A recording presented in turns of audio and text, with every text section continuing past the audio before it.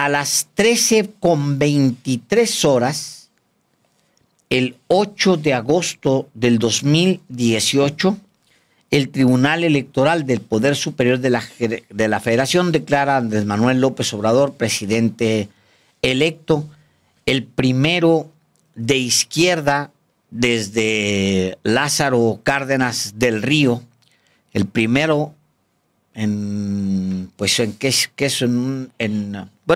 desde la independencia, desde la revolución para acá, para definirlo hasta nuestros días, pues 2 presidentes de izquierda, el segundo fue Andrés Manuel López Obrador y el primero en este siglo. Sí, por eso es importante recordar esta fecha.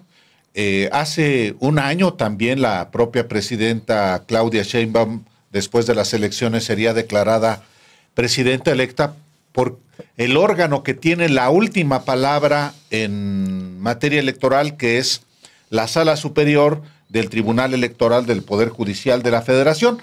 Hace un año, sí, se reunieron frente a las instalaciones de este tribunal en el sur de la Ciudad de México, simpatizantes de Andrés Manuel López Obrador, y allá afuera se colocaron 2 pantallas gigantes para que ese día, al mediodía, la entonces magistrada presidenta del Tribunal Electoral, Janine Otálara Malasis, pues emitiera lo que fue la validez de la elección de presidente de los Estados Unidos mexicanos y declaró presidente electo a Andrés Manuel López Obrador, luego de que todos los magistrados votaron a favor del proyecto presentado para declarar justamente esta validez. La magistrada presidenta Janine Otálara destacó que fue una elección histórica por los resultados en las urnas y que la alternancia en el poder de partidos políticos es una realidad que se logra solo con el voto ciudadano. Fue una victoria importantísima en votos también en 2018, Alejandro. Es correcto, pues es una victoria. El presidente López Obrador se impone a pesar de que es que se dan distintos eventos, usted lo recordará, es una elección muy particular porque la derecha se parte, se divide, porque dentro de la derecha hay dos grupos que no se ponen de acuerdo y entonces un grupo manda a Ricardo Anaya y el otro, usted recordará, a Meade. José Antonio Meade estaba en el gobierno y el otro pues era se les fue colando, se fue apropiando de los espacios. Primero echó a Madero del partido, ¿no? Es una historia extraordinaria porque llega y pues los va haciéndose a un lado hasta que se hace de la candidatura presidencial. Habla pestes, por ejemplo, Margarita Zavala, que ahora está muy sumisa con él, pero habla pestes de él y habla pestes del que es hoy el presidente del partido. Los llama corruptos, etcétera. Y bueno, pues como hay muy poca dignidad en esos grupos políticos, pues inmediatamente en cuanto... Agarraron las obras, sí, Margarita Zavala. Claro, agarró las obras. Unas obras y, sí. y ya las agarró. Pues sí, pues así son. Pues le aventaron ahí una candidatura a diputada y ahí va Margarita Zavala. Pues es que, igual que la sobrina, hombre, ahí ando. Es la secretaria de Asuntos Internacionales del PAN, Alejandro. Sí, ¿quién sabe qué significa eso? Otro sobrino de Margarita Zavala y de Felipe Calderón, nada más que se fue al partido Movimiento Ciudadano junto con otros Calderones. Sí. Por eso el MC es el PRIAN naranja también. Sí. Y recordará usted que hay también un candidato independiente, que es el Bronco, Jaime Rodríguez Calderón, muy particular el personaje. Pues un priista. Sí, un priista. Les iba a servir, Álvaro. Les iba a servir su figura como le habían hecho con López Obrador, de ponerle candidatillos ahí que le robaran votos. Terminó no sirviéndoles. ¿Por qué? Porque como estaban partidos en el espinazo mismo, porque eran 2 fuerzas de derecha, José Antonio Meade era la continuación del PRIAN. Era el rostro del PRIAN, Álvaro, así. O sea, el neoliberalismo, pues, bruto, duro. Y el otro sí es el señor, era Ricardo Anaya. Ricardo Anaya, sí es la derecha más conservadora, digamos, el PAN ese que le gusta ese tipo de personajes iba a terminar apoyándolo. Ni uno ni otro llegó, qué bueno, no se organizaron. Y la coalición Juntos Haremos Historia obtiene 53.19% de los votos, que son 30 millones de votos, un ramalazo que no se esperaban. Ricardo Anaya se lleva, la coalición por México al frente logra 12 millones contra 30 millones, 12 millones, nunca se nos olvide, que era el 22.27%. José Antonio Meade, de la coalición Todos por México, 9.289.853 votos, el 16.40%. Y este señor, que después va a la cárcel por ladrón, Jaime Rodríguez Calderón, se lleva 2.961.000, que es el 5.23% de los sufragios. Sí, al final de cuentas el bronquito resultó una yeguita mansa, pero pues se hizo pedazos la derecha en sus diversas tonalidades. En el 2024 no se dividen, se cohesionan y el resultado todavía es peor. Claudia Sheinbaum gana el año pasado con un 60% de los votos. Y López Obrador va al Tribunal Electoral en un día como hoy, donde recibe su constancia de mayoría. Escuchemos parte de lo que dijo en esa ocasión. Licenciado Andrés Manuel López Obrador, presidente electo de los Estados Unidos mexicanos, le solicito, por favor, sirva usted pasar a recibir la constancia que lo acredita como tal.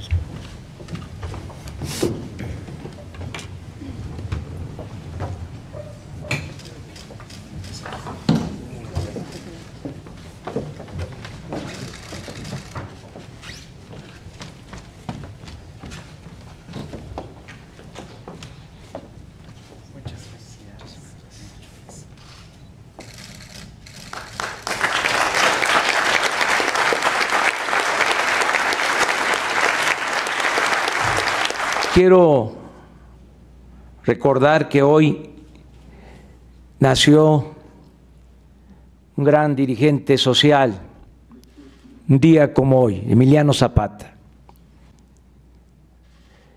Y hace un año, exactamente,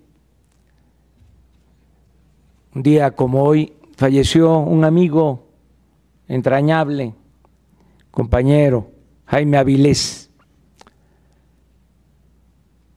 Y quiero recordar también a muchos dirigentes sociales, políticos, precursores de este movimiento, porque ellos contribuyeron a que se hiciera realidad esta transformación en nuestro país, el inicio de un proceso de cambio verdadero. Rindo homenaje al pueblo de México por su evidente vocación democrática. Agradezco a los ciudadanos que depositaron en mí su confianza y reconozco la madurez política de quienes aceptaron los resultados electorales. Ahora nos corresponde asimilar correctamente los sentimientos expresados por el pueblo al emitir el sufragio y ser ejecutores escrupulosos y fieles de ese mandato. Considero que la gente votó por un gobierno honrado y justo. En mi interpretación, la mayoría de los ciudadanos mexicanos están hartos de la prepotencia, del influyentismo, de la deshonestidad, de la ineficiencia y desean con todo el alma poner fin a la corrupción y a la impunidad. Millones de compatriotas aspiran a vivir en una sociedad mejor, sin la monstruosa desigualdad económica y social que padecemos. Ha sido muy satisfactorio constatar que incluso los sectores de clase media, y no pocos de los más acaudalados, manifestaran con su voto el deseo de mejorar la situación del prójimo y su acuerdo en el principio de que el gobierno ha de representar a todos, pero que debe dar preferencia a los olvidados y a los más pobres de México. Considero que otro de los mandatos de la mayoría es el evitar la violencia, atendiendo para ello las causas que la originan y reformular la política de seguridad, hoy centrada casi exclusivamente en el uso de la fuerza, a fin de construir la reconciliación nacional en el bienestar y en la justicia. Entre las muchas lecciones del 1 de julio, debo destacar también una que tiene como destinatarios a los dirigentes políticos y a los servidores públicos, es decir, a nosotros mismos. La gente votó para que exista en México un verdadero Estado de Derecho. El pueblo quiere legalidad, no la simulación que en la aplicación de la ley ha persistido desde el porfiriato. Los mexicanos votaron también para que se ponga fin a las imposiciones y a los fraudes electorales. Quieren castigo por igual para políticos corruptos y para delincuentes comunes o de cuello blanco. La ciudadanía plasmó en su sufragio el anhelo de que los encargados de impartir justicia no actúen por consigna y que tengan el arrojo de sentirse libres para aplicar sin cortapisas ni servilismos el principio de que al margen de la ley nada y por encima de la ley nadie, que siempre he actuado guiado por principios y soy perseverante. Ninguna tentación me quitará la autenticidad o desviará mi camino en la búsqueda del humanismo y la fraternidad.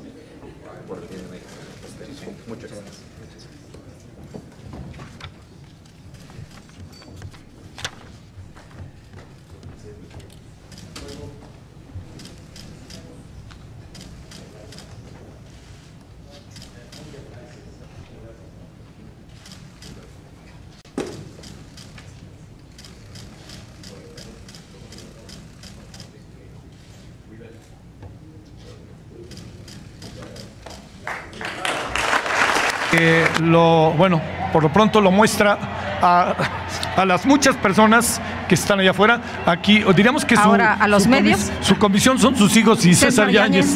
Y este es el momento en que Andrés Manuel López Obrador le muestra a la prensa esta constancia de ser ahora el presidente de México, el presidente electo. Felicidades. Es el presidente. Señor presidente electo. Ya es ahora sí el presidente electo. Y ahí lo tiene usted. ¿Quién le dice a Andrés Manuel, ven para acá? ¿Recuerdas? ¿Oíste ahí que alguien dice en esa grabación? Se oye como que Andrés Manuel, ven para acá. No. Sí, algo se... No sé quién podría haber sido. A lo mejor pudo haber sido? Yo sí. creo que alguien que no... Porque hay alguien que está narrando que es sí, Solórzano. Fue una transmisión del propio tribunal. Sí. Pero hace hoy exactamente 7 años de este momento que le recordamos a usted el día de hoy, porque hay cosas que hay que recordar, que no hay que olvidar nunca.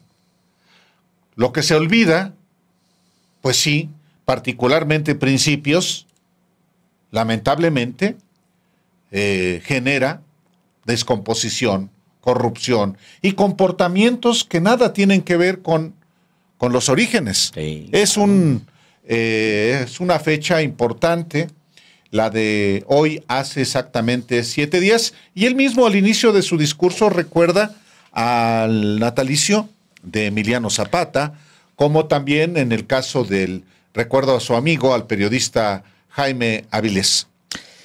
Dice el presidente López Obrador: millones de compatriotas aspiran a vivir en una sociedad mejor, sin la monstruosa desigualdad económica y social que padecemos. Ha sido muy satisfactorio constatar que incluso los sectores de clase media, y no pocos de los más acaudalados, manifestaran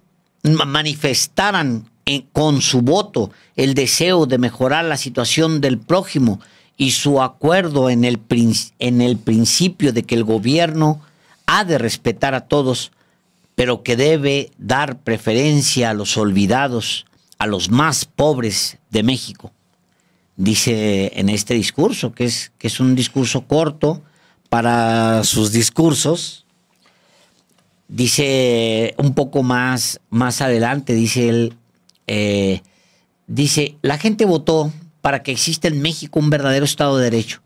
El pueblo quiere legalidad, no la simulación que en la aplicación de la ley ha persistido desde el porfiriato. Los mexicanos votaron también para que se ponga fin a las imposiciones y a los fraudes electorales. Quieren castigo por igual para políticos y corruptos y para delincuentes comunes o de cuello blanco. Su discurso de... Sí, 22 años antes de esa ceremonia, 29, hace casi 3 décadas, lo pongo de esta manera, Andrés Manuel López Obrador había recibido un garrotazo que le tiñó de sangre la camisa que llevaba. Fue un acto de represión que ocurrió el 7 de febrero de 1996 en el poblado de Guatacalca, en el municipio de Nacajuca, en Tabasco.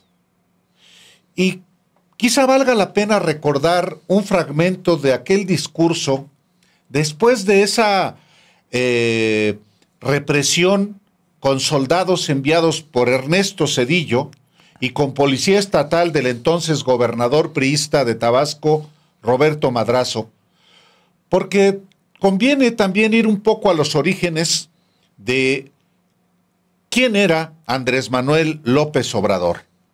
Ese 7 de febrero de 1996, ya sin la camisa manchada de sangre por el garrotazo que le dieron, dijo lo siguiente Andrés Manuel López Obrador. Y fíjense que les estoy pidiendo algo el día de hoy, que fuimos agredidos, pero este es el camino. Nosotros debemos mantener la resistencia civil pacífica, A ver, ¿quién se cansa primero? Ellos de meter el ejército y la policía y nosotros de movilizarnos todos los días en defensa de nuestros derechos. No se vayan a cansar, no se vayan a desesperar, no se desesperen, compañeros. No hace falta la fuerza bruta. Nosotros tenemos la razón. No se vayan a cansar. Y a ver quién se cansa primero. Los que en aquel momento ejercían el poder en Tabasco y en el país, que eran Zedillo y Roberto Madrazo, que esa ocasión mandaron a la base de operaciones mixtas al poblado de Nacajuca, en Tabasco, y que le dieron una garrotazo a López Obrador. A mí me tocó una patada en la parte del cuello en aquella ocasión en Nacajuca, en el poblado de Guatacalca. ¿Por qué es importante recordar también esto?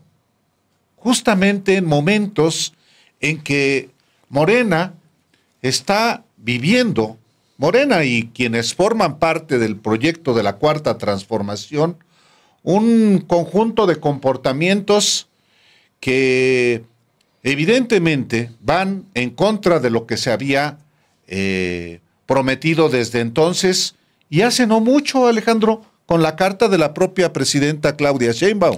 Y además que viene desde el origen mismo, Álvaro. Mira, ahorita estaba buscando, porque él menciona en 2 ocasiones el tema de la austeridad. Austeridad como forma de gobierno. Dice él que el incremento en el punto 31 de su discurso del 1 de diciembre del 2018, dice que el incremento del presupuesto para financiar programas sociales se obtendrá de ahorros por no permitir la corrupción y por gobernar con austeridad. Pero más adelante detalla lo que es a lo que se refiere con austeridad.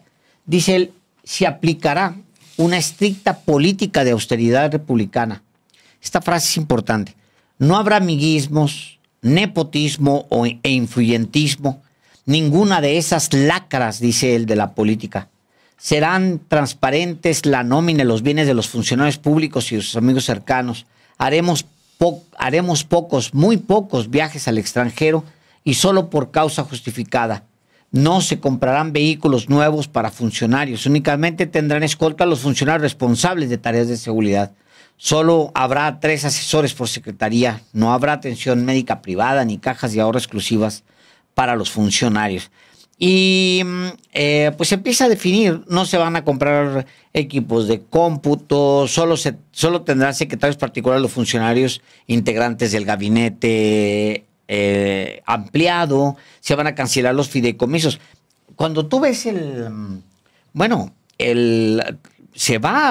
son un montón de puntos que dedica a lo de la austeridad republicana en ese que es su discurso del Zócalo, que son creo 100 puntos. Sí, yo creo que es el de los 100 puntos, ¿no? Uh-huh. Exactamente. Sí. Yo creo que gran parte, Álvaro, de lo que López Obrador habla en esos discursos iniciales es sobre la urgencia de que no sea un gobierno rico con pueblo pobre. Y el tema de la austeridad republicana es un eje importante de demostrarlo, mostrarlo, evidenciarlo. Pues sí, es por eso oportuno recordarlo en un contexto como este, en un día como este. Y bueno, hay a quien no le gusta, dice por ejemplo Manuel Sánchez, ¿cómo chingan en contra de Morena? No, pues, ese concierto de comportamientos de personajes que algunos forman parte de ese partido, otros no, pero no, que forman parte de un proyecto de la Cuarta Transformación. En fin, cada quien está en su derecho de opinar lo que quiera. Claro, hacen mal de repente cuando no aceptan la crítica, porque no es una crítica al vacío, no es que se esté criticando a un ente en lo general. No, hay críticas muy específicas, muy puntuales. Si a usted quiere defender el viaje de Ricardo Monreal, también se vale, pues faltaba más. si a usted le parece que andar viajando a destinos como España o Japón, no sé, pues lo que sea, está bien, se vale, pero no significa, no es necesariamente apegado a lo que el presidente López Obrador planteaba. Y yo creo que permanentemente Ricardo Monreal durante todo el sexenio estuvo retando al presidente López Obrador una y otra vez hasta 2021, donde incluso el presidente tiene que llamarle traidor, le reclama que es un traidor a Monreal. Y usted sabe que, pues bueno, ha habido muchos episodios relacionados con él y es uno de los personajes específicos. Pero pues también se vale. ¿Cómo se llama? Dice, ¿cómo chingan? Ya lo perdí aquí. Manuel Sánchez, pues si él es fan de Ricardo Monreal, pues se vale que sea fan, pues faltaba más, pues digo, hay toda la libertad. Tal cual. Bueno, pues un día interesante también a mí me emociona recordar aquel 8 de agosto de 2018 fue la primera que he ganado. Pues sí, porque la primera que has ganado. Pues bueno, gané la primera vez que voté fue, fíjate, la primera 88. No, es la primera presidencial, pero voté en la intermedia del 85. 85. No. Sí, 85. 85. Sí, ya yo saqué mi credencial de elector luego. Todavía eran de aquellas credencialías sin foto, chafas, la conservo naturalmente, pero le voté por primera vez por el PSUM en 1985. En el 88 voté por Cuauhtémoc Cárdenas, ya era el Partido Mexicano Socialista, y pues me robaron en el 88. Sí. En el 94 voté por Cuauhtémoc Cárdenas otra vez y pues no, se logró. En el 2000 voté otra vez por Cuauhtémoc Cárdenas y no se logró. Y quién sabe si hubiera votado por Cuauhtémoc Cárdenas otra vez en el 2006. Quería, por eso anda enojado el ciudadano Cárdenas también. Anda muy molesto. El otro día escuché que dijo, ¿qué es la cuarta transformación? No sé qué es. Bueno. En fin. Pues la historia lo ha venido a él midiendo por adelantado, pero yo creo que hay que esperar. Es un dirigente muy importante. Primero, recordemos que su corriente democrática provoca una gran ruptura que es irreversible ya dentro del PRI. Después él tiene un par de actitudes que son muy mezquinas con López Obrador, hay que decirlo tal cual, son actitudes muy mezquinas. Luego tiene un acercamiento con Vicente Fox. Terrible. Horrible, cuando lo apedrean y demás, que la gente lo rechaza. No, Alejandro, Álvaro. No me refiero a ese. En el desafuero es esa. No, sí. Lo que a mí me pareció cuando siempre acepta. Mezquino es que acepta la chamba. Sí, carajo. De Vicente Fox. Sí, coordinador de los festejos del Bicentenario. ¿Qué diablos? No, por favor. Era colocarse al lado del conservadurismo. Sí, después renuncia. Pues sí, pero el gesto es horrible. De Vicente Fox. Es horrible. Tú y yo lo vimos, Álvaro, en el 2020, 2021. 2022. Sí. No. ¿2021? Sí, 2022. Para el libro de la disputa por México. Sí.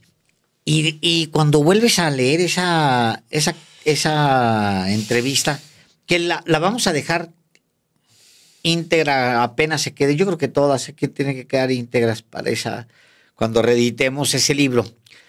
Es un hombre profundamente amargado en esa entrevista. Sí. Arrastra un encono tremendo. Él dice, ¿qué es eso de...? Le responde directamente a todas las cosas a López Obrador. Sí. Es horrible oírlo.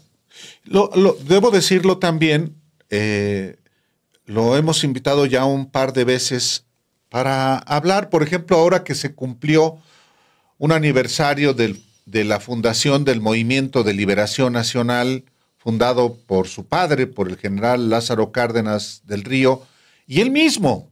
Y bueno, no tuvimos la fortuna de poder charlar con él, pero sí, yo creo que la contribución de Cuauhtémoc Cárdenas sí está ya en la historia, naturalmente, pero pues ha decidido él tomar una posición, en particular con López Obrador, con Claudia Sheinbaum, inclusive se reunió, Alejandro. Sí, claro. Pero, y su hijo, pues es nada menos que un funcionario importante en el gobierno de Claudia Sheinbaum. Sí, pero sí hay ahí algo, pues no, digo que es conocido, pues, ¿no? Pues sí. Se le atravesó. Sí, pues se le Como atravesó. me dijo López Obrador Sí, cuando sí. le pregunté, ¿qué tiene el ingeniero? Dice, pues es que entiendo al ingeniero. Me le atravesé para el 2006. Está en el libro de izquierda. Usted lo puede leer. Habría perdido en 2006. Sin duda. O digo, si se aferra a ser el candidato en el 2006, Cuauhtémoc Cárdenas se habría perdido esa elección. En cambio, la izquierda toma un vigor en 2006 y gana la elección. O sea, es que es un cambio, es una vuelta de tuerca tremendo. Sí. Apenas ya por cansancio en 2000 votabas por la izquierda, por cansancio, ya resignado a que, pues bueno, era el sino era votar y que perdieras, ¿no? Se va a las elecciones en el 2000, se vota y pues sí, ganó el mequetrefe ese que pusieron los ricos para gobernar México. Pues sí, ni modo. Pero en 2006, 2003, 2004, 2005, era una cosa así, a pesar de que estaba toda la prensa en su contra, ya era una cosa, pues se veía pues lo que venía, lo que iba a venir. Y efectivamente, pues, se gana en 2006 la elección, y ya saben ustedes todo. Y viene el fraude. Y viene el fraude electoral, etcétera, todo lo que sabemos. Pues los mismos. Es muy canijo para mí, Álvaro, que lo que le preguntaba yo a Pablo Gómez, oigan, ¿cómo dialogas con terraplanistas? O sea, ¿cómo dialogas con gente que niega el fraude del 2006? Que niega el fraude del 2006, primero porque sí creía en Felipe Calderón, primero, de entrada, porque jugaban parciales, pues, ¿no?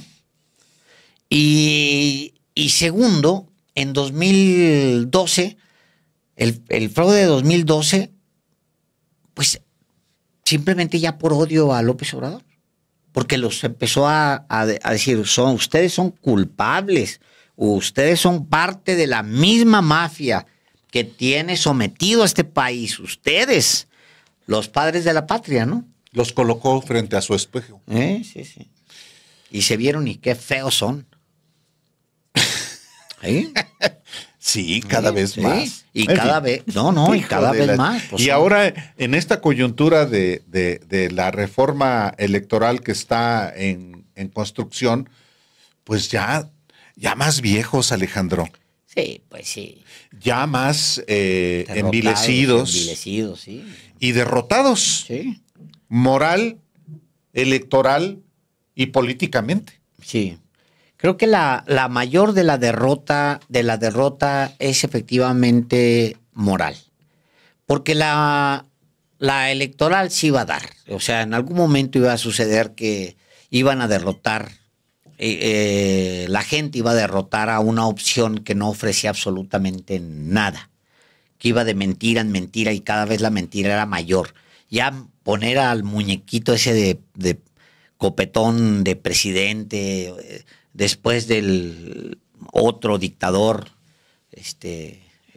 híjole, mano, pues ya eran momentos, lo conversábamos, no me acuerdo si era con el Monero Hernández hace poco, En algún momento decíamos, pues en 2012 ya era así como, hijo, mano, qué barbaridad.